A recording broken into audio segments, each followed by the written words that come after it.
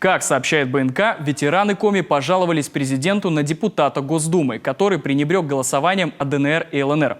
Напомним, 15 февраля большинство проголосовало за их признание. Депутат от Коми Олег Михайлов воздержался. Эта позиция вызвала негодование ветеранов республики. Они направили обращение президенту Владимиру Путину, председателю ЦК КПРФ Геннадию Зюганову и председателю Госдумы Вячеславу Володину. В письме ветераны указали на то, что Олег Михайлов уклонился от участия в голосовании.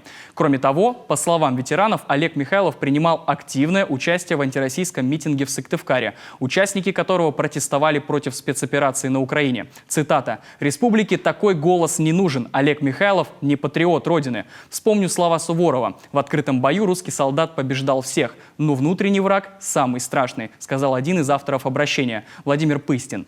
Подписавшиеся резко осудили действия депутата Госдумы от Коми и назвали его поведение плевком в сторону тех, кто обратился к России за помощью и свидетельством неуважения к истории России, к ее жителям, ветеранам.